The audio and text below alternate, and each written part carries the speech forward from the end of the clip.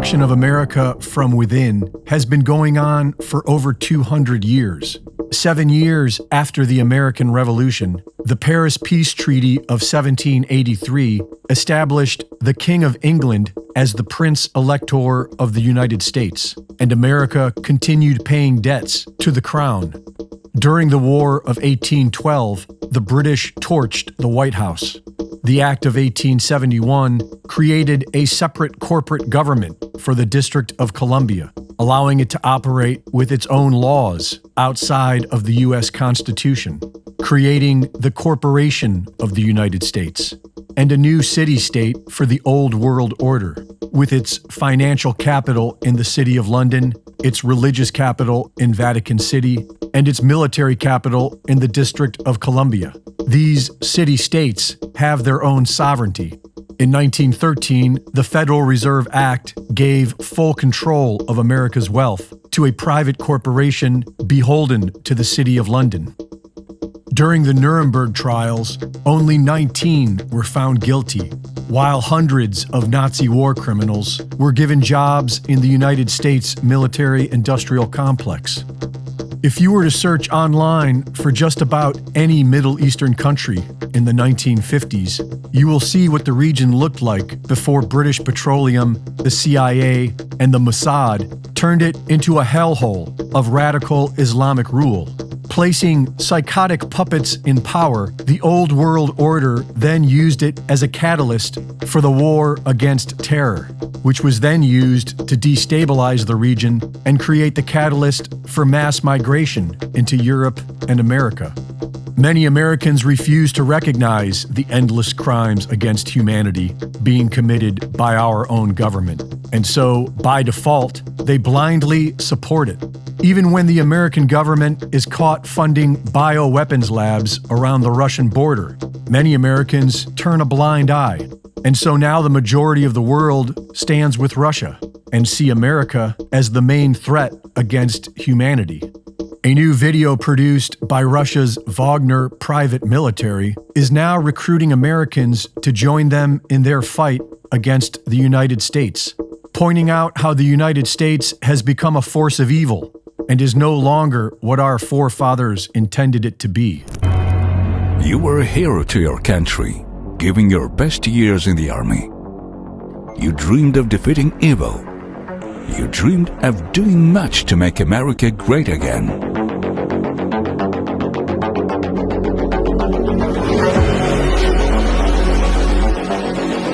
But in reality, you saw criminal orders, the destruction of nations, the death of civilians, and all for the will of a bunch of families who thought they were earthly gods, deciding who would live under their rule and who would be destroyed.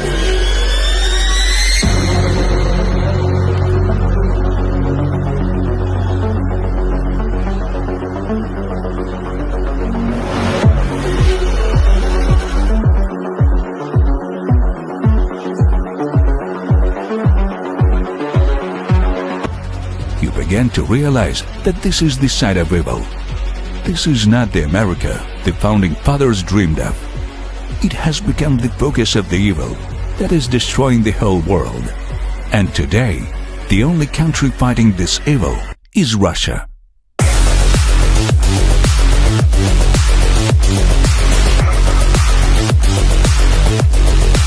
If you're a true patriot of the very future great America, join the ranks of the warriors of Russia. Help defeat evil, or it will be too late for everyone.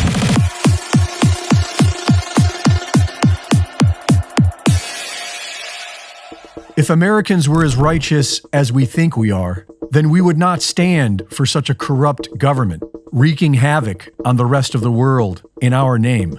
Instead, most of us are content fighting each other and turning a blind eye. This is Greg Reese. In 2020, Klaus Schwab of the World Economic Forum warned of an impending cyber attack that will take down all of society. We all know, but still pay insufficient attention to the frightening scenario of a comprehensive cyber attack, which would bring to a complete halt to the power supply, transportation, hospital services, our society as a whole.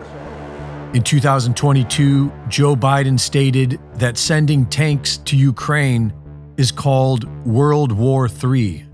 The idea that we're going to send in offensive equipment and have planes and tanks and trains going in with American pilots and American crews, just understand, don't kid yourself, no matter what you all say, that's called World War III.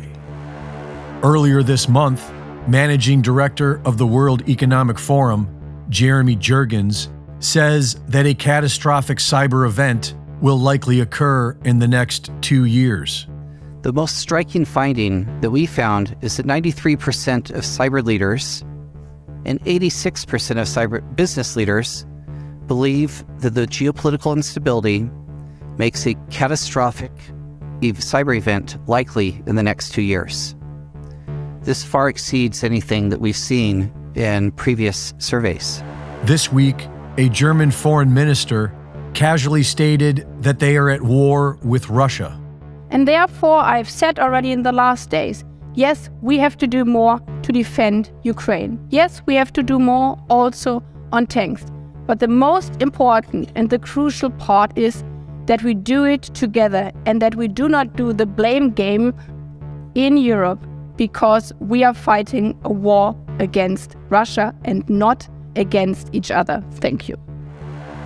President Joe Biden responds by sending 31 M1 Abrams tanks to Ukraine. Today I'm announcing that the United States will be sending 31 Abrams tanks to Ukraine. And now, all of the media is warning of nuclear war or a Russian cyber attack. That'll be the first time they actually discuss it in Congress, when we are hit with a massive cyber attack from Russia in response. If you are not suspicious by now, then you are not paying attention. Our government is not at war with Russia. They are at war with the American people. And in order to build back better, they need their cyber attack. Now they have a cover story, and the media is sticking their finger into the PTSD wounds of all Americans so that we do nothing but sit at home in fear and wait for the end. This is Greg Reese.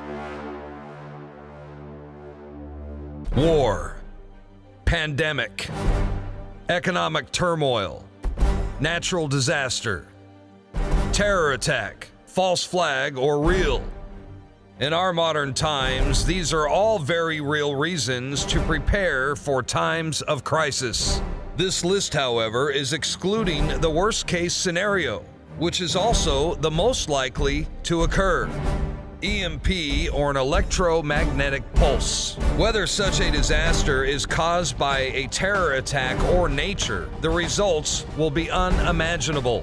No lights, no appliances, your cell phone will not work, and your car isn't going to start. Worst yet, the power will not be turned back on for at least an entire year.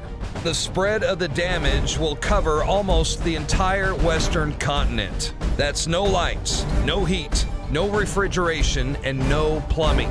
Society will ultimately break down. A 2008 study predicts that in the case of such an event, 90% of Americans will die after the first year. You heard me right, 90%. How can you and your family survive such a disaster? And what can you do to be one of the 10% that lives? In the next few moments, we will explore these questions. We asked survival experts Joel Skousen, Matthew Stein, and James Wesley Rawls to join us and briefly explain the most important things every American must know to stay alive during the most unthinkable of times.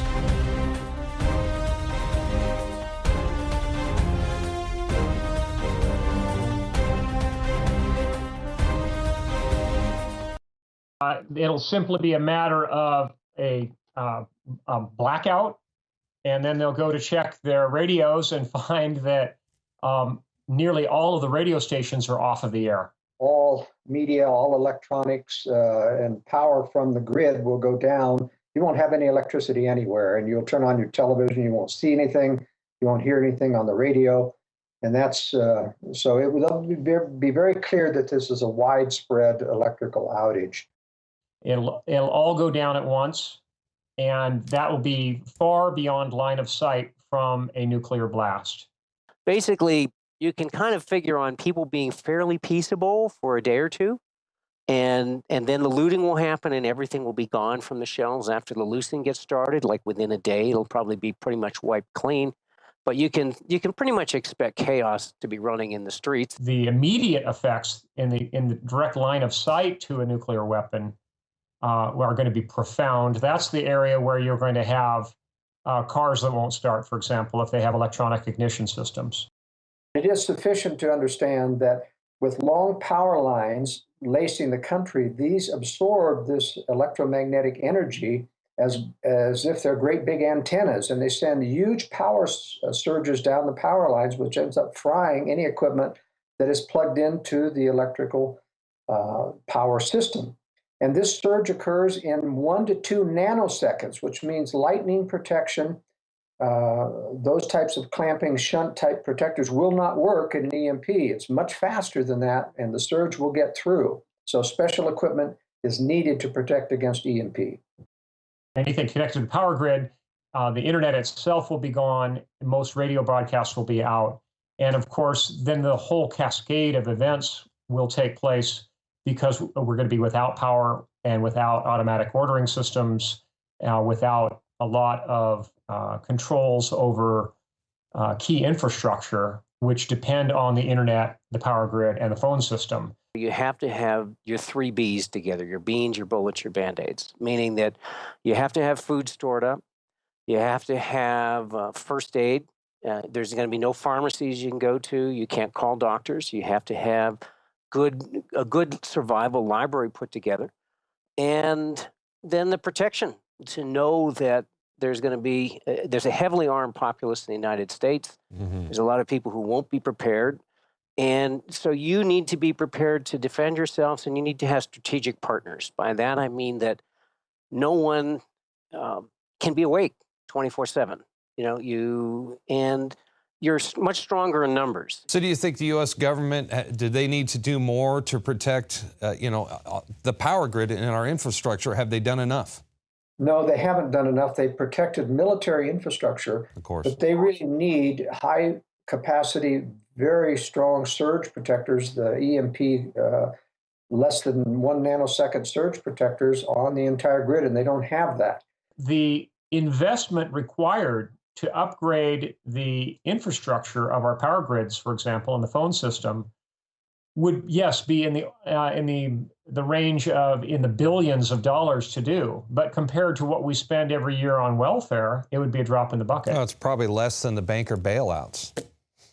Oh, far less. Yeah. Far less. Scientific statistics says there's a 1 in 8 chance every decade for a super solar storm. So we're long overdue. The last kill shot solar storm we had was 1921. That's 95 years ago. Mm-hmm. And the one before that was only 60 years earlier, the Great Carrington event.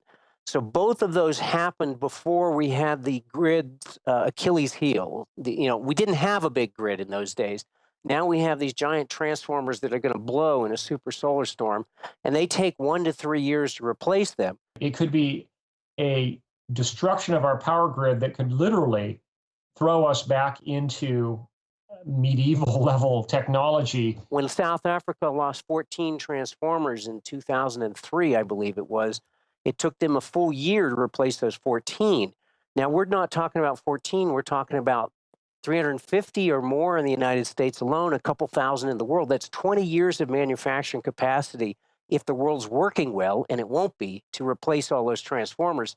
So you're talking a single storm in a day or two taking down the equivalent of what it would take 20 years working full time to replace. So we're talking a really serious situation where it'll be months before things are even limping along. And in that time, a lot of people will starve, and a whole bunch of nuclear power plants are going to melt down, and there's going to be chaos in the streets for a very long time. It's important to also have a solar battery charger.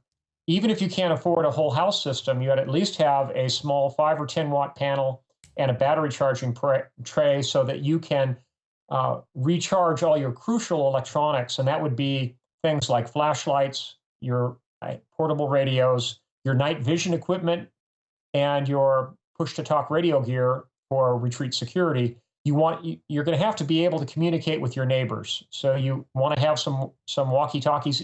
The first line of defense is to put on what is called a whole house shunt protector.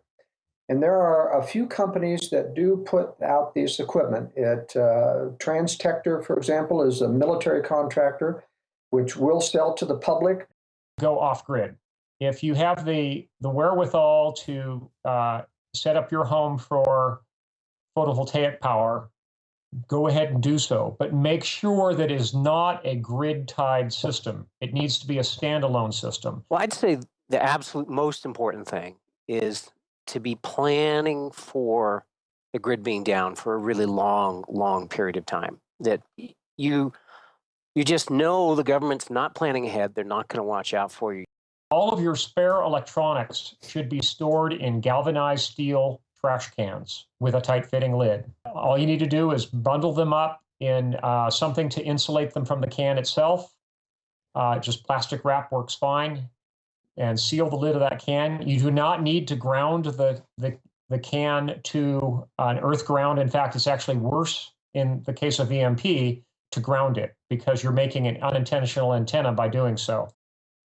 Even a television with a long plug going to the wall can absorb enough EMP incidence, EMP radiation, to fry the television. Now, if you know the war is coming, you ought to unplug and make sure you unplug all of your critical equipment from the grid, coil up the plug so that it's in a tight circle and not laying out long, and then it won't absorb that radiation. Any of your spare electronics should be stored in those trash cans. And because anything that you currently have hooked up to the grid, if you don't have any warning about EMP, if it arrives without warning, basically everything you have connected to the grid is going to be destroyed. So there you go, folks. This is the real deal. And it was Benjamin Franklin who said, by failing to prepare, you are preparing to fail. Don't let it happen. Be prepared. Be ready. I'm not just an entertainer. I'm an influence, a wielder of opinion, a force. Do you have any people paid by the CIA who are working for television networks? I think we're getting into the kind of detail, Mr. Chairman, that I'd prefer to handle in executive session. This is CNN. Are those morons out there? So stupid. Sure, I got them like this. You know what the public's like, a cage full of guinea pigs. Boy, did I almost look stupid. Good night, you stupid idiot. Good night, you miserable slob. There are a lot of trained seals. I toss them a dead fish and they'll flap their flippers. Oh, if they ever heard the way that psycho really talks. I don't care who the fuck you have to call. Stop the hammering.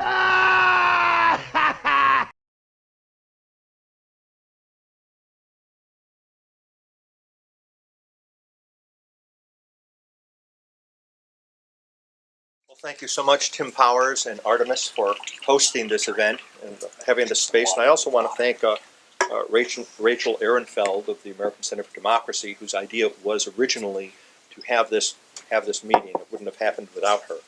I would like to introduce our main speaker here, Ambassador R. James Woolsey, who's a former director of the CIA and was the director of the CIA when I was there. In fact, I went through several CIA directors. In my opinion, he was the best. He was definitely the best. Yeah, actually met with the front troops and cared more deeply, I think, about that job than anyone else who was there. And the Ambassador Henry Cooper hardly needs any introduction. Had been the director of the Strategic Defense Initiative under President Reagan. You know, an engineering background under President Bush. I stand corrected. Headed up High Frontier and has taken on trying to protect this country against the existential threat from electromagnetic pulse as a personal mission, and has been looking at it not just at a national level, but going to the states. I myself, most of you probably don't know me. I'm Dr. Peter Vincent Fry.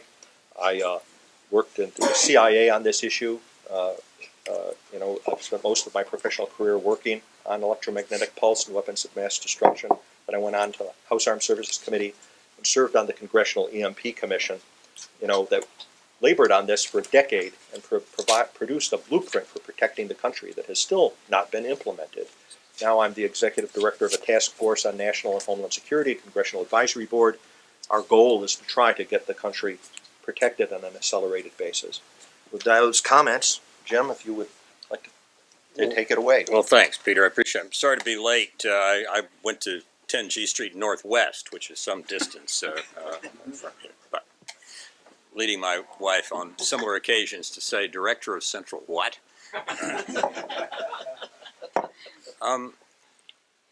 This problem started out more than a century ago when Tesla, for very good reasons, and Westinghouse defeated Edison and GE.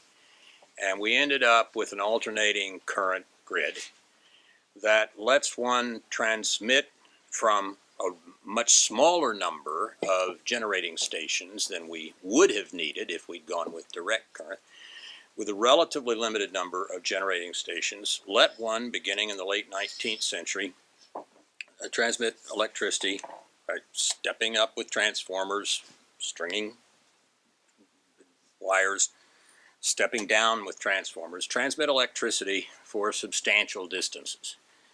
Had we gone with Edison's plan, we would have had small coal-fired generators all over every city in the United States. So Tesla won for good and sufficient reason then.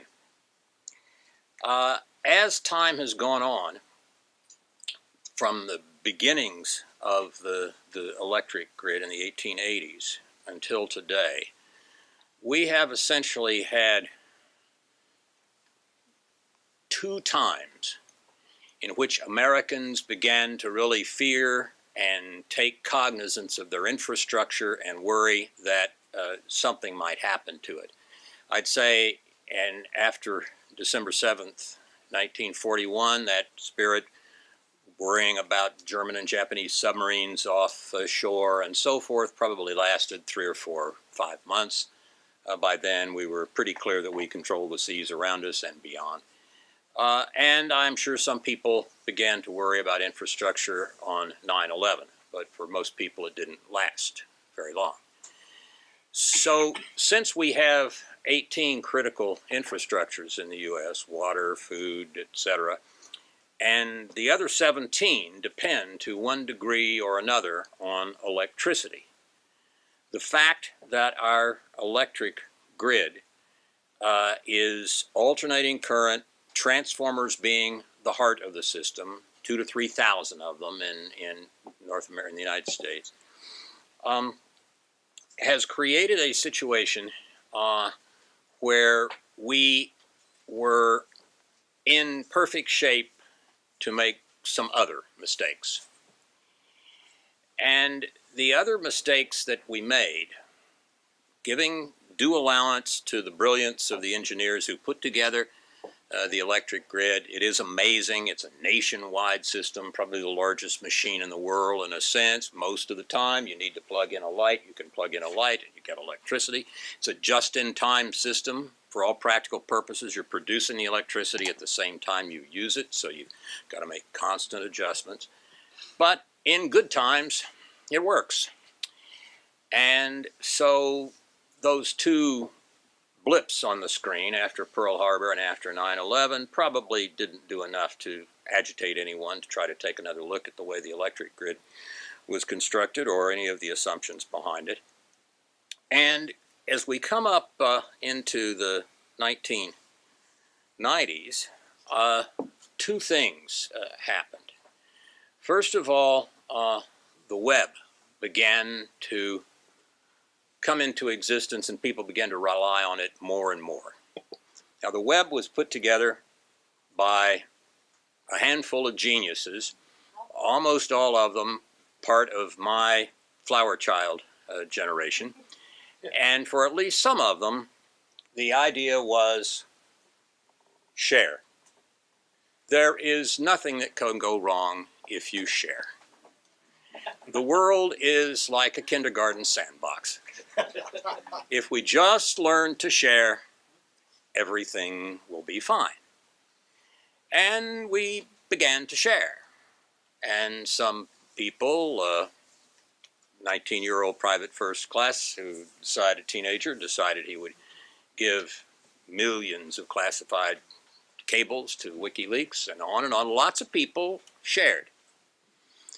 And it was a potential problem, but nothing manifested itself right away. And along about the same time, sort of late 90s instead of early 90s, we decided we also ought to decontrol and the electric grid so that if you could buy from Tulsa, Oklahoma, electricity more cheaply by ½ cent a kilowatt hour in Maine than in Washington State, then buy it from Washington State. Exchanges would pop up, things would work, and they did.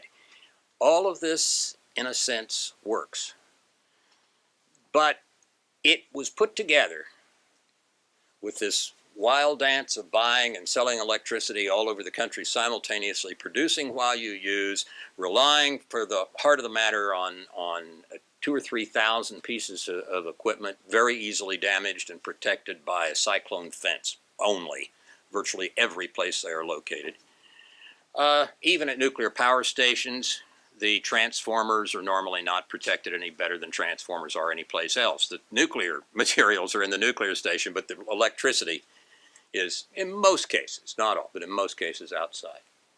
So we have a situation where we put this all together essentially without anyone giving a single thought to security. There has been virtually no attention to security of even the most basic types. For example, a few years ago, out here at PJM, the exchange East Coast for a number of states, a gentleman showed up from China. And he said that he was looking into the way electric grids worked, and he wondered if he could look into the files and the plans and so forth for PJM. And PJM, I don't know, they called the State Department. Somebody at the State Department said, oh, well, he's Chinese. We want to be nice to the Chinese. Sure, let him have a look. Sure. And some months later, someone in the federal government finally heard about this and decided to call him and see what was going on. They got him on the phone. He spoke very good English. Chinese intelligence officers often do. And he said that, he was nearly through with his work, and they said, would you like to come in and share with us what you were doing? We can talk to you about what, we're all working on electric grids. He said, sure, I'll be glad to be in. Day after tomorrow, okay? And they said, yeah, day after tomorrow's fine. And the next day, he flew to Beijing. What did he take? What did he learn? Was he a sophisticated engineer? Not? Who knows? We'll never know.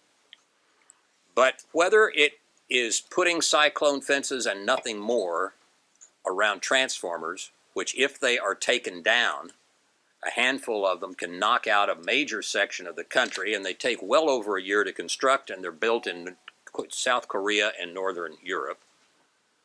Whether it is that kind of inattention to security, or sure, if you're Chinese, we like Chinese, come look at our grid plans. Whatever it is, this country is not well served by the way the electric grid is protected or by the people who are doing it. Now, it is not their fault, the fault of the individual engineers and the others who are only given a specific task, figure out where to put the cyclone fence, and so they put it the best place they can. It's not their fault.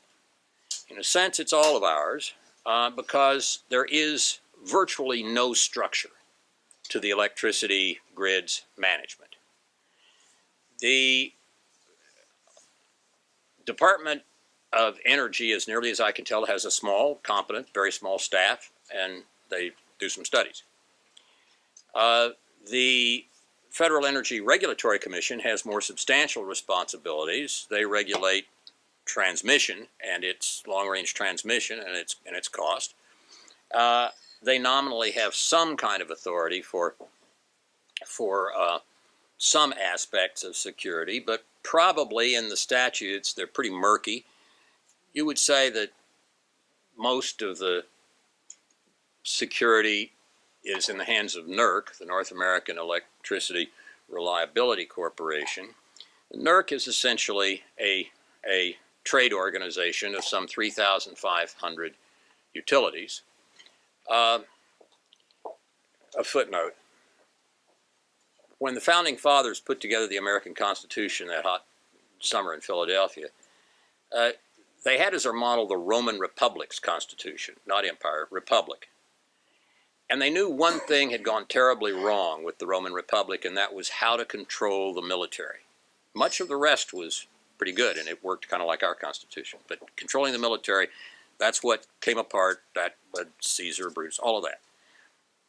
So when the Founding Fathers were putting our Constitution together, they said, that we've got to fix. And they fixed it pretty well. We have a president who's the commander-in-chief. We have a Congress that approves the money. And those are the only players, and you can't choose up sides in the Congress and appropriate only for your favorite general, and the way the Romans did, and so forth. You got it. It's a pretty good system that we've got. But we have one commander-in-chief. So although sometimes we mess up, we've at least got a chance of having a structure that defines an objective and figures out how to deal with fighting a war. We are at war now with those who want to take down our electricity grid. And we have 3,500 generals, all equal, that would be the utilities in the United States, who are kind of sort of in charge of it a little bit, maybe.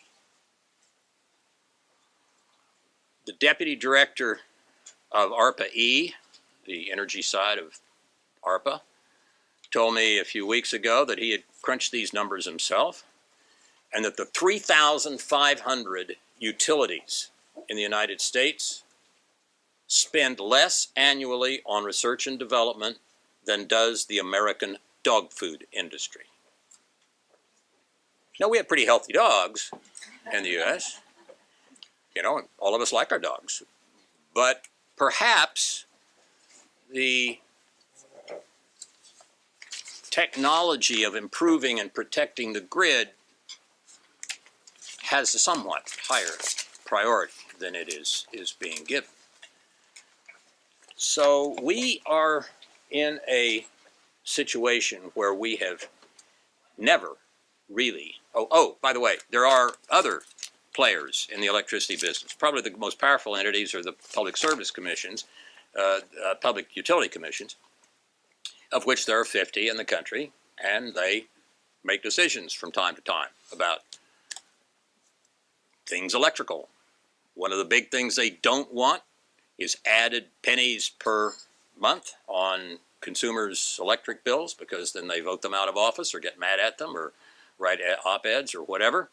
So they are very, very careful not to let any increase in price come about and of electricity, and what that means is that virtually nothing gets spent on security. So we have a structure of the grid and those things that are need to be done in order to protect it that is almost entirely dysfunctional. Nobody is really in charge of security for the grid, and no single intelligence with a staff that is planning how to deal with these threats as they come up is in place. They don't exist. Consequently, as vulnerabilities come about, because people take fresh looks at technology or they learn something that other countries are doing in an area of technology, we are not in a position to respond really at all, much less promptly.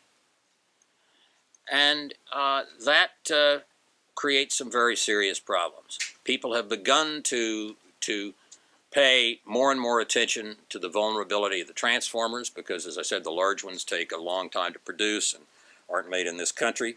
And the utilities have very, very few spares. Of the 2,000 to 3,000 transformers, we probably have 5% replacement spares and max. And those are, for the large transformers, those replacements and the transformer itself are extremely large, extremely heavy. And to ship some of them, you have to take roads apart and bridges apart and on and on and on. They are, Homeland Security and Department of Energy are working on a new set of far more easily transportable transformers, but they're not the very large ones that are the heart of the system. So as dangers to transformers come about, even physical attack, rifles, people are not equipped to deal with it. And as new technologies, more sophisticated than rifles, come about, much of what one tries to present to government officials and the rest is met by kind of a blank stare. Now, one of the most important of these is electromagnetic pulse. It has been around for as long as the sun has been around, so it's been around a very long time.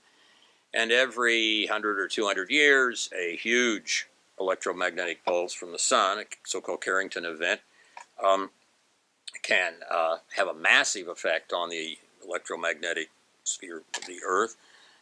Smaller electromagnetic pulses or ejections from the sun can also cause extraordinary problems. One in Quebec a few years ago, Peter Pry will remember how 1989 was so powerful that it caused many billions of dollars of damage in Canada. And the last Peter and I looked at it, I think, a recent report from Lloyd's of London suggests that if that event, instead of having been focused on Quebec, were at a place on the sun that it was focused on the Boston-Washington corridor, it would have done or would do today, just initially, just the very first shock, something between 600 billion and 2.6 trillion? Not that much. 600, it's at 0.06. Yeah, in the hundreds of billions of dollars, you know. Say in the hundreds of billions of dollars of damage, more than in Quebec. That doesn't even account for, as far as I can tell, things like the electric grid going down, so farmers' tractors don't work, so trying to figure out how to grow food for all of us.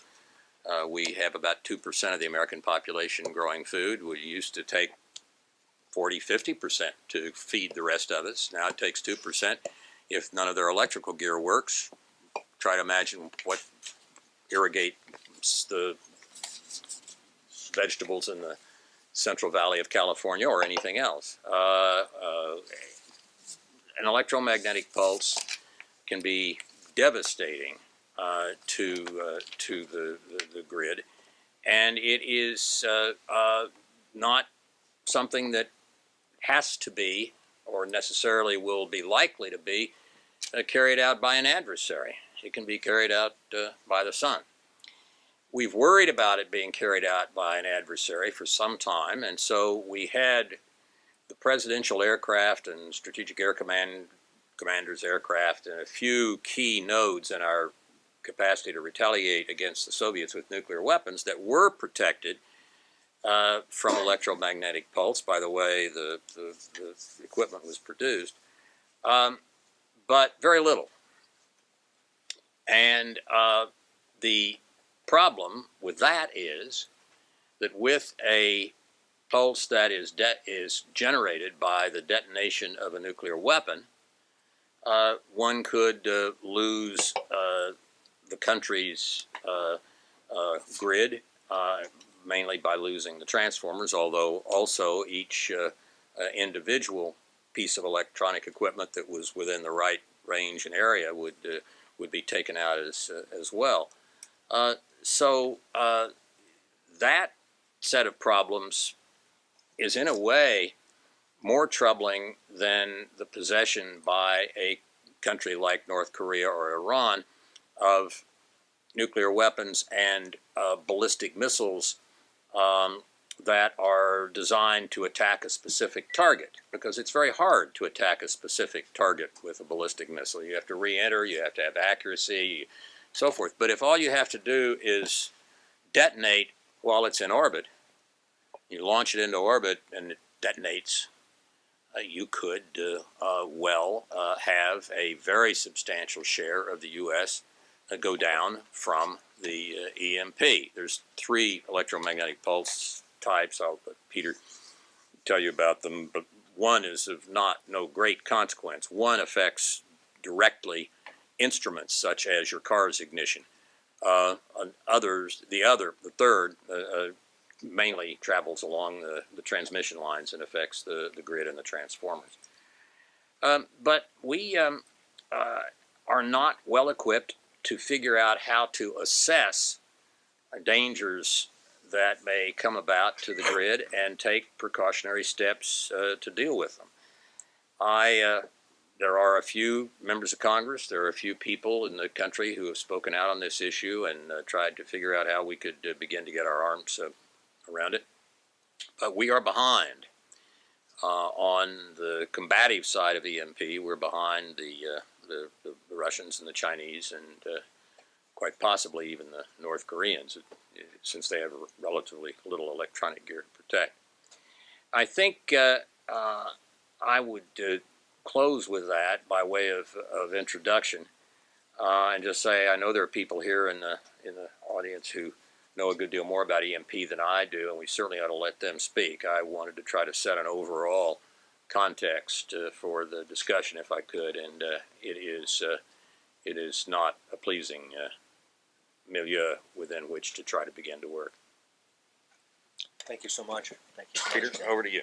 Well, over to Ambassador Cooper. Okay. Just a comment or two to supplement what you said, Jim. As I understand it, I meant to look this up after last week's discussion, we had a near miss of a solar emission within the last several months, is it? Yeah, I think so. Which went by us in the orbit of the Earth. That if it hit us was bigger than the Canadian event by far, and what Michael said, it was the size of the Carrington event of 1859. So we missed that. We're still in the window of solar maxima, and will be, I suppose, for the rest of this year. Yes. Peter can talk more about that.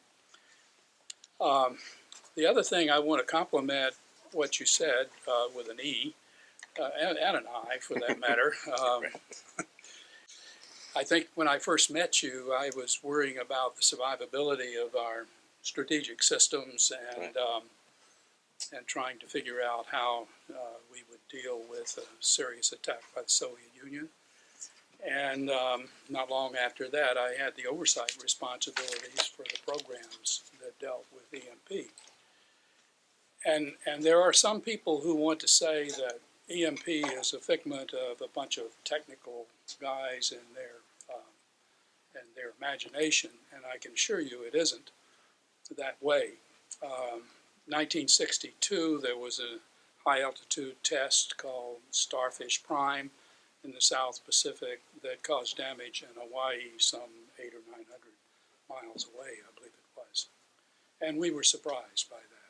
And I can tell you, because I also oversaw the underground test programs and so on, EMP was more than an annoyance on the instrumentation, even on underground tests years later.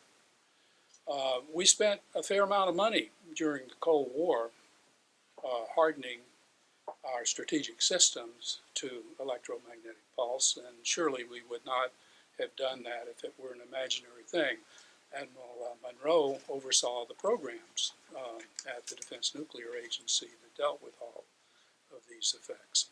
Spent a lot of money, spent a lot of time, not only how to harden them, but how to maintain systems so that they were not, didn't lose the hardness that we built in, designed and built in. We found problems even when you had good designs, things weren't built the way they were supposed to be, and even after you built them the way they were supposed to be built, they weren't maintained on occasion to assure the hardening. And without a serious testing maintenance program, you don't have confidence that you can deal with these problems. And this is an electromagnetic pulse created by nuclear weapons, as Jim said. And there are three components. One of them is lightning. Everybody knows what lightning is, and you have surge arresters or whatever to deal with that effect. One is the low frequency, long wavelength pulse, which is the same as what you get from the sun. And then there's a very high frequency, short wavelength pulse, which causes damage to solid state electronics of all sort. And all three of those effects can be problems. The high and the low end are the main ones that create the issue. In the case of the grid and the sun, the solar, it's the long wavelength pulse that creates the problem. And I want to say that, I'm going to talk to you briefly about missile defense here in a little bit. Missile defense doesn't protect you from the sun's problem. So dealing with the electric power grid is something you have to have there. The second thing I'd say about missile defense is there's nothing that I know of that man's ever produced that's perfect. So defenses don't always work, and if they don't work, it's wise to have some other hardening in the system to assure that you can reconstruct whatever it was that was damaged. When a nuclear weapon goes off a couple hundred miles above the United States, no one gets hurt immediately. The lights go out, and everything that's powered by the grid goes out. And that includes a whole host of things you might think about and some things you might not think about. I mean, water, you lose water. You lose the power for your sewage. Imagine being in a 100-story building or whatever, and gravity takes over. And how you manage life, and anymore, I don't know whether you can open these windows here or not. You don't have air conditioning, you don't have all the neat things that we've come to rely upon, and you have chaos pretty quickly. And that's where people die if we aren't prepared. Bill Fortune, who I think was going to join us in this conversation, wrote a book called 1 Second After, where he hypothesized what life would be like in the little town he lives in Black Rock, is it, or something like that? North Carolina, over in the Smokies. And it creates some really problematic issues, even when you have food and water for your own people to survive. The cities have great problems, and a massive migration by foot or whatever is hard to imagine, get your head wrapped around, but it's a problem. And we could use more, I think, serious discussion with the population on that nature, on that problem, and what the consequences would be. Now I want to talk a little bit about missile defense. That's what I spent a lot of my life worrying about for the last decade or so, several decades actually. And we worried initially about the threat from the Soviet Union. We've worried more recently about threats out of North Korea and Iran, eventually with nuclear armed missiles, and not the massive attack that we had before, but even one or two. Generally, until recently, we didn't worry about EMP being coupled to that. And frankly, I didn't get spun up on this issue until about 6 or 8 months ago, when I learned for the first time that Congress was blocking dealing with the electric power grid. I didn't think anybody in their right mind would just accept this kind of vulnerability, and that's when I got all spun up to deal with the issue. when I started looking into it, I realized that, all of our efforts, ever since missile defense became a serious subject in the 60s, and Bell Labs worked on Nike Zeus and Spartan and Sprint and those nuclear armed systems and making sure that we could deal with our own weapons going off, and with the issue of salvage fusing and all that became a major problem in the design of our own weapon systems way back then. But as I thought about this issue, came to realize that, we postured ourselves for the Soviets attacking us over the North Pole. And so we've deployed our interceptors. Originally, we were going to build just a site up in North Korea. Actually, originally, we were going to build a number of sites. And then we had a treat, or North Dakota, right, sorry. They're not there yet. They're not there. And we built a site, and it was operational for 6 months, I believe, before we shut it down. But everything was postured to deal with an attack over the North Pole, and it still is. The systems that we're deploying in Alaska and California are vectored toward dealing primarily with the North Korean threat. At least the Alaskan site would have a shot at Iranian launches over the North Pole if they weren't going too far south along the East Coast.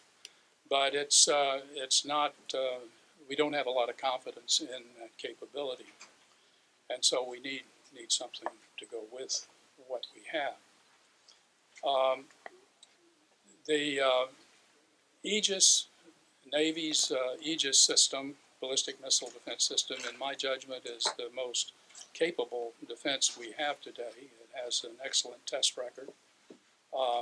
And it has been operated since day one by the operational crews. They're not dedicated on these ships to defending the country against ballistic missiles. They have other missions, but they carry defensive interceptors wherever they go. And when they are in the neighborhood of the United States, along the East Coast, let's say, they have the inherent capability of shooting down ICBMs from Iran. I say they have the inherent capability because we haven't given them the de facto capability. In order to have that, they need a radar up in the northeastern part of the United States, say in Maine. And the radar doesn't have to be all that sophisticated. It's basically what's referred to now as a TPY-2 radar. It's essentially the same radar, X-band radar, that is deployed with our Theater missile defense programs. But with a cue from that, a ship off the coast of northern Virginia, say at Norfolk or wherever, could defend the eastern seaboard between Washington and New York. If you put another radar in around Camp Lejeune, you can defend the southern part of the United States. And that's with the Aegis systems that's deployed today. If you keep up with these programs, we're going to be building ground-based Aegis sites in Romania and in Poland. The Romanian site goes in 2015, I believe it is, and the site in Poland in 2017. And when we get to the Poland site, we'll have a faster interceptor, which would be more capable. And if you put that on a ship as well, and it will fit in the vertical launch tube, or at least if we continue with the program we have going now, it could defend the entire eastern seaboard with a single radar up north. And I passed out these pictures, and you can find in them some sketches in the back of what our current capabilities are for just what's deployed today and what's already in the budget funded and will be deployed overseas anyway within the next 3 to 5 years. And I said they were on ships, but if you put them on the shore, of course, they can work there too. So if you could put an Aegis Ashore site at Fort Dix, then it's there all the time and could provide. That's in Delaware, I think. New Jersey. Christie would like that, I suppose. Yeah. But anyway, that could protect the northeastern seaboard reasonably quickly. But the ships will do the job. And whenever I talk about this, there's always somebody that raises the issue of picket ships. They say, well, the Navy's never going to like the idea of, having to patrol the coast and serve as a picket ship. What they don't appreciate is that there are ships on our coast all the time. Last year, on an average day, picked at random, there were 2 ships along the eastern seaboard. And there were 3 to 6 more that were either in port or they were being modified. Now, I haven't sat down with the operations types. Maybe Bob could help with this, but I don't think it takes a genius to figure out how to have an ad hoc defense capability with just what is naturally occurring along our eastern coast all the time. But we have to plan to do it, and you have to train to do it, and so on. Hank, could I add one thing about why this is so important? Hank said everything's designed to come over the pole at us, and we're defending over the pole. Right. With a fractional orbital bombardment system, which the Soviets invented and which we've had too, you could launch to the south, come around the South Pole, and detonate an EMP shot above the United States without ever having passed within the path of the radars and defense systems. Now, it doesn't mean they couldn't be reorganized to point south, in part. That's, right. I mean, Hank's just told you basically how to do that. But it hadn't been done. So today you have a vulnerability to the type of threat that he's describing coming around the South Pole without any even detection, much less defense. Excuse me. You're a great straight man. That's where I was going next. I'm sorry. That's all right. That's all right. I mentioned that we were dealing with the attack from the north. And it's not only a hypothetical that this could be done, as Jim said. The Russians did it, and I guess could do it again because they ceased and desisted as part of the deal, I think, on the SALT II agreement, which was never ratified, and so there isn't even a legal constraint that holds them back. But more than that, you don't need the fancy system that they were building. You just put the bomb on a satellite, and both North Korea and Iran in the last year have launched satellites over the South Pole, or nearly over the South Pole. They can certainly revector so that they come over the South Pole, and on their initial flight over the United States detonate, say over Omaha, somewhere there, and you could possibly take down the entire grid. We have no defense against that. We don't even have a radar system that would see it coming. Another picture that's in here, thanks to Peter Busey, and he can describe it in more detail, shows the radar fans that have evolved from the Cold War radars, and it's hard to see but there's a gap to the south. We got lots of radars looking north and to the east and the west, but we're wide open to the south for the main warning radars that we have. And the optimum place to put that would be in the Panama City area of Florida. Eglin Air Force Base, Tyndall Air Force Base are major test ranges for the Air Force and the Navy, and it wouldn't take up much room to have a site there. So again, it doesn't take a genius to fill the gaps, but you have to plan to do it, you have to program to do it, you have to man it and train it. And the final thing I want to talk about is another one that's a bewildering thing to me.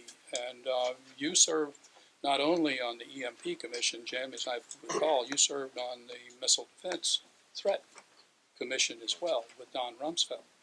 And 1998, as a part of that, it was identified that you don't need ICBMs or even long-range satellites or anything like that to attack the United States. You can put a rocket on a ship and launch It was that. designed to empower the U.S. Federal Energy Regulatory Commission so it could protect the grid, give it the powers it needs to protect the grid. Just the way the Federal Aviation Administration, for example, has the power to tell the airline industry you can't fly airplanes if they've got cracks in the wings. Okay, same thing here. To give FERC that kind of an authority so that it will make a level playing field for all of the 1,500 utilities, so that they all have to do the same thing, so nobody gets any kind of competitive advantage. Everybody has to be equally responsible in taking the relatively low-cost measures that are necessary, but they must do it. Right now, they're not doing it voluntarily, and nobody in the government has the authority to tell them to do it. That's why the SHIELD Act is absolutely necessary. The SHIELD Act is the successor to the GRID Act. Now that the Republicans control the House, they have basically, it's the GRID Act, you know, the Republican version of it, very similar. There are some minor differences between the bills, but they are essentially the same bill, and they both have enjoyed very strong bipartisan support. But they haven't been able to get the bill through the House Energy and Commerce Committee, you know, which has very friendly relationships with, guess who, the NERC, the North American Electrical Liability Corporation. And that has been the problem, one of the problems. So getting the SHIELD Act passed is one emergency thing that probably should be done as soon as possible. You know, between the GRID Act and the SHIELD Act, I'd say, let's see, when did they start? 2009 is when Congress first started trying to pass bills like that, 2009. And here it is, 2013, and we still haven't been able to get it through. And we've got North Korean freighters showing up with nuclear-capable missiles in the Caribbean. You know, the other thing we need to do is the Department of Homeland Security, you know, should implement a new national planning scenario focused on EMP. This was a core recommendation of the EMP Commission made back in 2008. You know, these national planning scenarios are the basis for all federal, state, and local emergency planning, training, and resource allocation. Even if you can't get the SHIELD Act passed, at least if you had the national planning scenario focused on EMP, it would be an enormous step toward getting the whole country protected. Let's let people raise issues with us. We've talked Well, at you for a while. one last thing, and I will shut up and open it to questions. The last thing is you know, we have to give enormous credit to the state of Maine. I hope the whole country follows the example of Andrea Boland, state representative from the state of Maine, who heroically, back in February, introduced a bill called LD 131 to the Maine state legislature. And, you know, she's a liberal Democrat from the state of Maine who said, we're tired of waiting for Washington, you know, geomagnetic storms, nuclear MP, non-nuclear MP, these pose a mortal threat to the people of the state of Maine. And it took her exactly, let's see, from February to June. It took a few months for the state of Maine, you know, to actually pass LD 131. They are the first state in the United States to have passed a bill. They're not waiting for Washington. They're going to move forward and protect their grid. And that's an example. If Washington will not act, then the states should act to protect their people. Absolutely. So I apologize for taking so long. One of the wry things about all this is that in the book 1 Second After that Hank mentioned, and in NBC's series Revolution, the central theme is the United States after the grid goes down. Mm-hmm. So Hollywood and late night TV and novelists are well ahead of the government of the United States on this matter. Yeah. Bob? Shoot. I'd like to amplify one point very quickly that Jim and Peter made. I'd like to talk about the aspect that there are really two aspects of the EMP threat. One is the threat to the military systems. One is threat to the civilian systems. Now, as Hank said, I worked in the 70s on the military systems. We spent hundreds of millions of dollars a year conducting underground nuclear tests to expose weapon systems to the EMP fluence of these weapons. We developed simulators that you could, without conducting an actual nuclear explosion, expose aircraft, ships, and larger weapon systems to. In fact, I'm sure many or several at least in the room, participated in this. My first underground nuclear test was Heibla Gold in 1977. First one I managed at, and I don't know if all of you are aware that Nevada Test Site was regarded as where DOE did tests to design new weapons. Well, DOD, in the form of the Defense Nuclear Agency, ran its own separate tests at a different location than that test site did. And DNA then was the national lab for studying nuclear weapon effects. What's your question? So the point was that the military side, as Peter just mentioned, has been very active in this and knows just what to do. The civilian side, as all three of these gentlemen have said, think about the civilian side for just 1 minute. Nobody's in charge.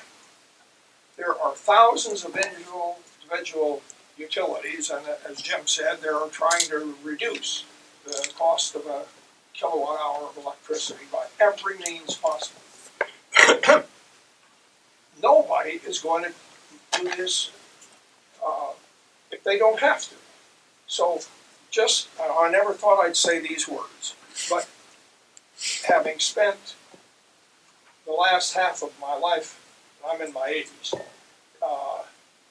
on this issue of EMP, the only way I can see to do it is to create a government agency that has the power to protect America from the civilian, the American electric grid from EMP. Thanks. I just want to point out that this is Vice Admiral Robert Monroe, who was the director of the Defense Nuclear Agency, responsible for protecting U.S. military forces. He should have been on this panel if I had organized it better. Excuse me, Hank, you want to say something first? That's right. Go ahead, please. A question. When you're looking for looking for a federal authority to force the utilities to do the right thing. First question would be, how much does it cost for a medium utility, say, with 1 million meters, 1 million customers, to do the right thing? Second question is, have you taken, I would assume you've made this presentation to the Nuclear Regulatory Commission, because of all people, they don't want station blackout. In the wake of Fukushima, loss of off-site power, every civilian nuclear plant has diesel generators, but you run out of diesel pretty fast. Right, and it's always assumed that the off-site power will be restored, and the on-site diesel generators are a temporary thing. Yeah. A general EMP would have Fukushimas all over the country. Yes, popping absolutely. every week.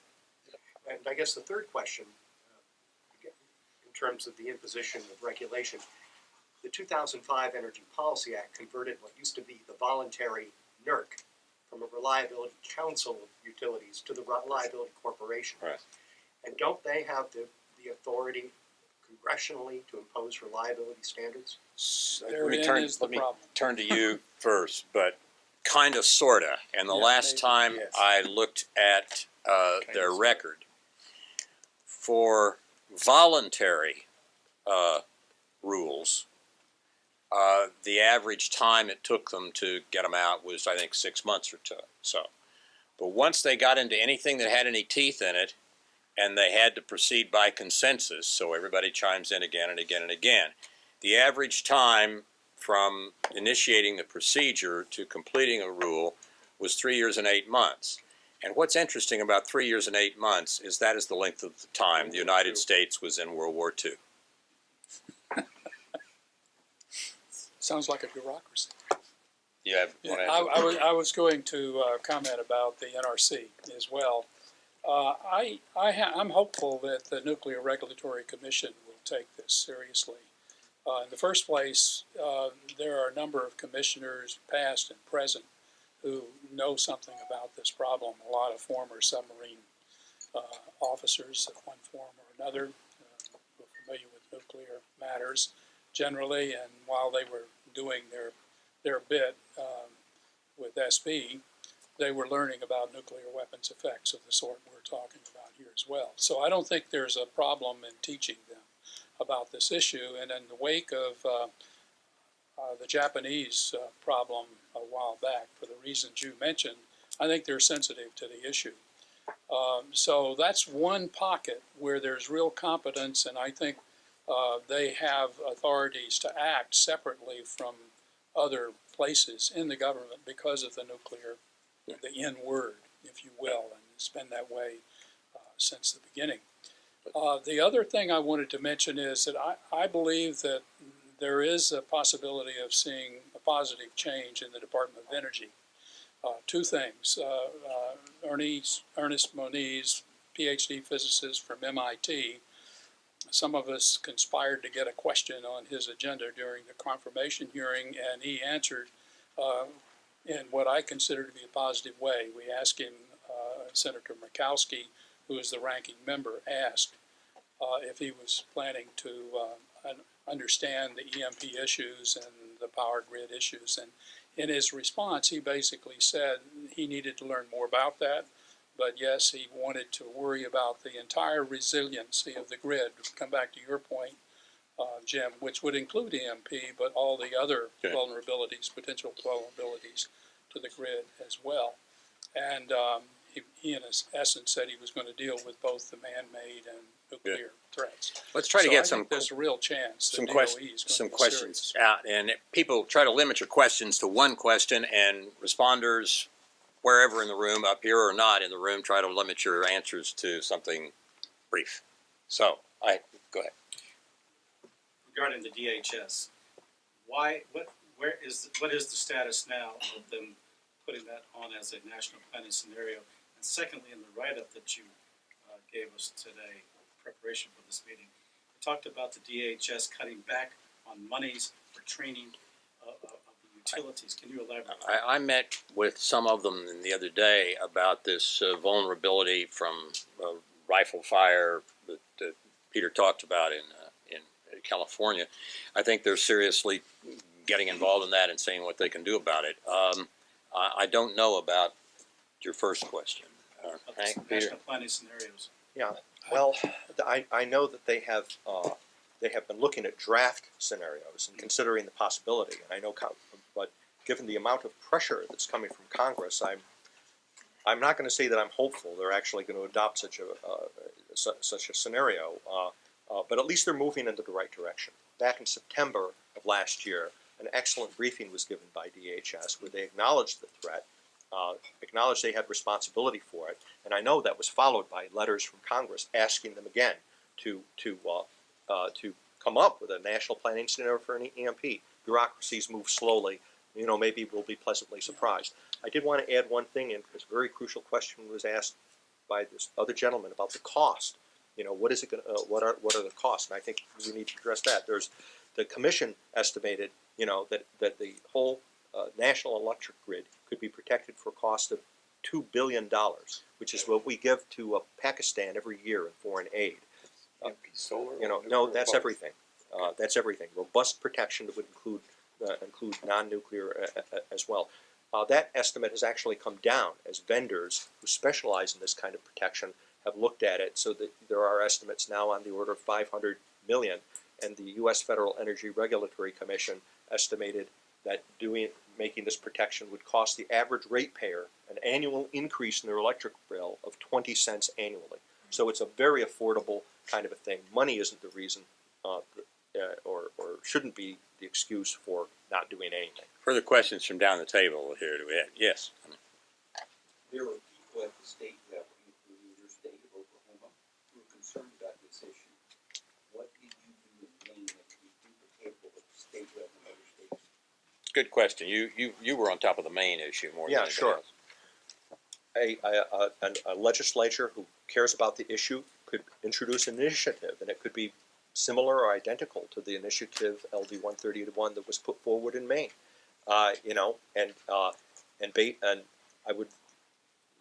There's usually committees that deal with energy, matters. That was what they started with in the state of Maine.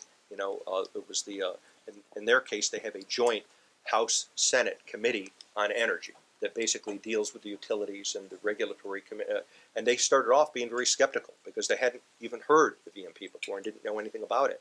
But we had, including Ambassador Woolsey, Ambassador Cooper, we had a parade of experts who did understand this and impressed upon them how important this was. And it kind of restores your faith in democracy after our long frustration here in Washington to see that it only took a matter of a few months for the legislatures in the state of Maine to do the right thing. And what they did was they ended up passing the bill, which would launch a plan, to protect the main grid, and I think the next step after that, when they examine the plans and the alternative costs of those plans, they're going to go forward with utilities. Yeah, right. Further, yes. I just two quick sentences and a question. When I was serving in the Air Force, there was a radar in Texas that was looking southward, so it did exist. Okay. So we can fix that problem. The other statement is I'm concerned about the solution set that is proposed by the SM-3s because a ship off any part of the coast could launch, and the range would be impossible to prevent. But the question I have is, can we, for example, build resiliency or sustainability in, for example, having systems shut down, but when after an event turn on, in other words, a backup system? What are the solutions to build redundancy or resilience, sustainability, in case the EMP protection doesn't work? Good question, Hank. On the SM-3, it's a kinematic issue where you are located versus where the launch point is. And of the interceptors that we have, it has demonstrated an ability to hit an ascent phase, both short, medium, and intermediate range missiles. But it has to be near where they're being launched. That's why I said I want 4 sites around the Gulf of Mexico. That gives you an idea of where, what the separation has to be. Does it have to That be could deployed at reduce sea to or on something land? on the order of 2 when the higher velocity interceptors are available. Peter asked if they have to be Can deployed it at be sea. Navy ashore, Aegis ashore, It could or does be it have to be at it could sea? be Aegis ashore or Aegis at sea. My point to you earlier was we have ships there now, and we're not using them. Now, maybe they wouldn't give you perfect defense, but it's better than no defense. Okay. You had a question? Why Maine? Because they took the initiative. And are you guys organized to go in if you get interest, if people are able to generate interest in the state, do you guys go in and brief like legislators? Or? Why don't you talk about the meeting in Atlanta? This is a pickup team so far here. Well, that's a good statement. My task force, which includes Cindy Ayers, who's sitting across from you, we are willing to do that. We will go anywhere to any state to try to help. And Maine, part of the reason was because of that person. I mean, Andrea Boland just happened to know about EMP.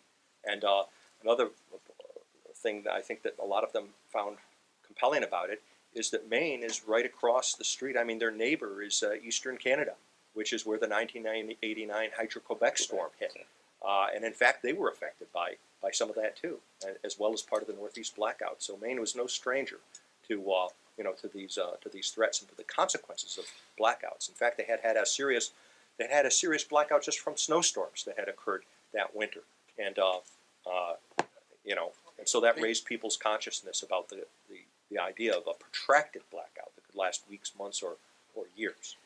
I was asked in the congressional testimony I did a short while back whether NERC was positioned to deal with the full range of outages, and I said I thought probably tree branches were a little too much for them, but they could probably handle the squirrels. Right. We lost power for a week in El Derecho last year. I know exactly. Yeah, we did too. Before you leave this, Peter, talk about the Atlanta meeting. Yes, there's going to be a meeting beginning on 11 August of the National Council of State Legislatures, and our EMP coalition is going to have a substantial presence there to appeal to the states, to educate them. Including Andrea. Yeah, including Andrea. Andrea Boland, in fact, is leading our delegation down there to appeal to the states, to educate them on this threat, and to encourage them to undertake state initiatives as a way of supplementing or as an alternative means if Washington fails to act on this.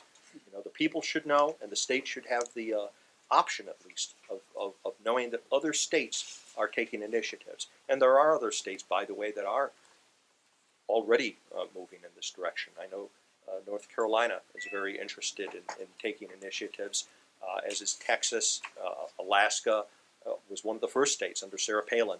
They actually passed a bill through the state legislature calling upon the Department of Homeland Security to work with Alaska and Utah.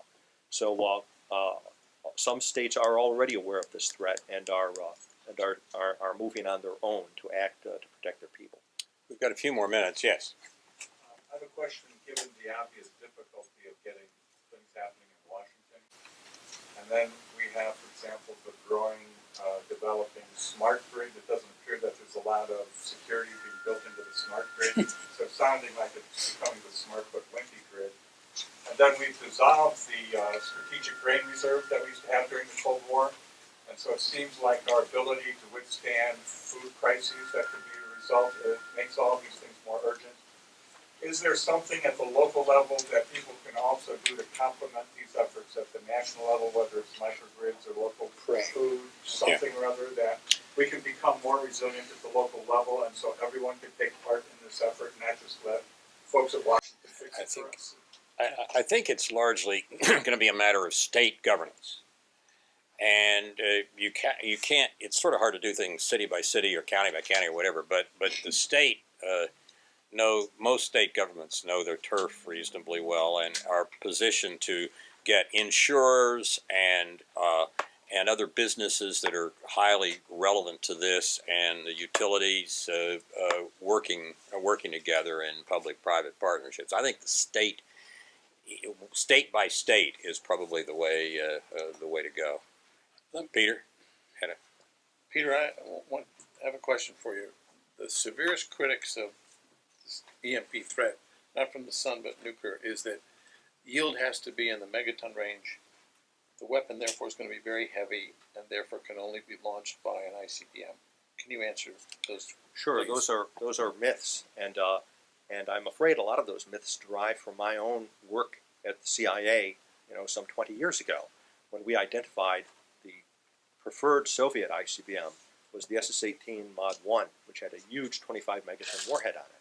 But they were going after our hardened, critical, military critical infrastructures, which were hardened against EMP, and so they wanted to generate the strongest field strengths they could at that time. And also at that time, the technology of enhanced or super EMP weapons was not known. When you're talking about the civilian critical infrastructures, the grid, communications, transportation systems, these have never been hardened against EMP. They're very soft targets. And one of the things the Commission did is we took modern technologies from all of these infrastructures, we put them in the EMP simulators and looked at the field strengths that were necessary. They will fail at very low field strengths. In fact, we could not come up with a yield, a low enough yield where we said, well, you don't have to worry about weapons of this yield or below because the EMP isn't strong enough. Any nuclear weapon, doesn't matter what the yield is, doesn't have to be a super EMP weapon. Will basically at 30 kilometers altitude, and you don't need a missile either, by the way. You can take a meteorological balloon and get up to 30 kilometers with a crude first-generation weapon, and if you detonated that anywhere over the eastern seaboard, it would probably collapse the eastern grid that generates 70% of our electricity. So it's a really great catastrophic option for a low-tech adversary, low-tech where nuclear is concerned. So you don't even strictly need ballistic missiles to pull this off. And you don't need high-yield, sophisticated weapons. Although that kind of technology is clearly within the grasp. We think the North Koreans probably have the super. And if the North Koreans have got it, Iran is not going to be far behind because they're working together. Yes. Yes, I think I'll direct this to Director Woolsey. A little bit about attribution now. You were talking about the fact that basically we want to see. We've heard that the threats are North Korea and Iran, but I tend to think that the Russian Federation and the People's Republic of China are probably sponsoring them, and they're probably following Sun Tzu's concept of when you're weak, when you're strong, pretend you're weak, whereas Iran and North Korea arguably would be doing the contrary. And also Japan, I'm wondering if you can really trust Japan, because Japan is a cyber partner of ours, and I'm also also wondering whether or not the Russians and Chinese, they probably have a lot of their agents undercover as Islamists, so that if we heard that Iran attacked us, they might say they were doing it for Allah, but they might actually be doing it for another power. Well, the problem with some of these areas, it's true for EMP and it's true for cyber, and it could well be true for the folks who use the AK-47s on the transformers in San Jose, is that we are used to historically knowing who it was we were fighting. People wore uniforms. Japanese planes that attacked Pearl Harbor had big red moons on them. That was only a fringe problem for most of the 20th century wars, of not knowing who you were dealing with and who they represented and why they had come against you. People actually still declared war back then. That's no longer the case. If you got an EMP shot from something coming around the South Pole, first of all, you might not know it came around the South Pole because you might not have your radars trained right, but you might not have the foggiest idea whether it was the North Koreans or the Iranians or somebody else, or of their motivation. And one has suppositions that the Chinese need us to buy their stuff, and so they're perhaps somewhat less likely to come try to knock us out. But it might depend on the circumstances, and it might depend on what there are lots of possibilities in which you could have a serious threat of that sort from China. So EMP is just one, although it's an incredibly important one, is just one of the circumstances of modern hostilities and people, Hezbollah working with Lebanon and Hezbollah working with Syria and Sunni guerrillas coming into the picture. Are they Al-Qaeda or are they not? All of this is a mess, and we can't deal with all of it successfully. We got to take the things first and foremost, I think, that would really essentially take down our civilization. And I take my hat off to Peter and Hank and the folks at Bob and the folks who've been working on this a lot longer than I have for keeping zeroed in on this. And I think they're now starting to get some traction in the country as a whole. But these problems of who's doing this and why aren't going to go away. I'm afraid they're going to be with us for a long time. We got another few minutes back, very far back.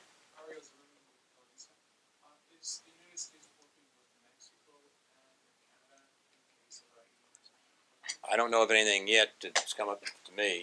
No, the whole point of this is that we're not doing anything about EMP even within this country, let alone working with our allies. Not yet. Hank? Well, there were a couple of things I wanted to catch up on. I'm trying to keep up with all this. They slipped my mind. I'll write them down. Come back. I listened to the questions and Peter, if you would, to address Pakistan as a potential adversary. We'll close down here in about another 5-10 minutes. Go ahead, Peter. Pakistan. I was told to announce that the parking garage closes at 7 o'clock if people are parked in the parking garage. And so, you've got to be aware of that. Anybody who's parked in the parking garage, feel free to wave at us as you leave. Otherwise, we'll keep going another few minutes. So I missed the question about Pakistan. What about it? I mean, here they have nuclear, and it's a fragile regime. Do you see that as a major? I do see them as a potential threat. They also they also have a close working relationship with North Korea. Their Gory medium-range ballistic missile is the North Korean no-dom, which they just souped up. And also because their regime is so unstable. What if those weapons fell into the hands of the Taliban or of radicals within Pakistan? So they're also concerned. And there's one, although people haven't asked this question, I don't want us to break up without this point. The plan the commission came up with is what we call an all-hazard strategy. This plan wouldn't just protect you against EMP, nuclear, natural. It would protect against all hazards, or at least mitigate them. For instance, the worst-case cyber scenario, where you use computer bugs and computer hacking to manipulate the SCADA systems, to change the way the electricity comes into the big transformers. SCADA is supervisory control and data acquisition. It's the control systems. Yeah, for the grid. exactly. If you had a surge arrestor to protect against the nuclear, natural EMP, and the radio, it would also protect against that, because it doesn't care whether it's an EMP or whether it's a different waveform that's manipulated by computer cyber type bugs. The Faraday cage, which is just a big metal box that you could put around these big transformers, make it thick enough, in addition to protecting against EMP, it'll also stop rifle fire or rocket-propelled grenade launchers. It also would stop tree branches and trees that could get hurled about by tornadoes and hurricanes, which is the most common failure mode during these storms. So, these are just sort of common sense things that you think the electric power industry would have done a long time ago just to protect against normal storms and things of that sort. So we're not just talking about EMP protection. If this small amount of money were spent, would be taking care of the whole range of in an all hazards approach. Got time for two more here, and we're going to call them. I was just wondering if you could comment on the payload of the North Korean satellite launch that went tumbling out of control, supposedly at about 500 kilometers, tracks over the central part of the United States to the east coast and back on occasion. That's a 220. Yeah, it weighs 220 pounds. Right, but kilograms. The fact that 500 pounds. the satellite, even though it's supposedly tumbling out of control, could potentially do some harm, especially at that altitude. Well, I'm not sure. If it were Doesn't detonated, it doesn't matter. If it were detonated 100, 200, 300 miles up above, it would send out a large EMP pulse, and whether or not it was totally devastating or not might depend on its size. I'm not sure I understand your question. Are you saying because the satellite was tumbling that would interfere with the EMP attack? No, that has been asked. It wouldn't. No. It wouldn't make any difference. Right. The gamma rays propagate spherically, and so it wouldn't matter what the position of the satellite was. It would. And it still could be detonated, even though it's not. Yeah, sure. Put a timer on it. You'd probably have multiple fusing options for it. You wouldn't need a radio signal, and probably wouldn't use a radio signal or something like that. You just have it go off automatically. Hank, you get the last You word. know orbital mechanics, right? Right. There were two things I thought to tie together. First of all, on the Panamanian ship, whatever, the North Korean ship, at least I've seen reports that same ship earlier this year was in China and in Russia, Right. to the point you were on. These folks play together. And the question about the scenarios, I talked with, I'm not going to give out names because I don't want to get anybody in particular trouble inside the bureaucracy, about Peter's suggestion of including an EMP scenario, and I was told by a fairly senior official there that nobody pays any attention to the scenarios, and it was suggested to me that what we needed was a national exercise on all this, and I said, I'm really not interested in a national exercise because Washington's dysfunctional, and I can't think of a more dysfunctional organization than DHS. But what about a regional one?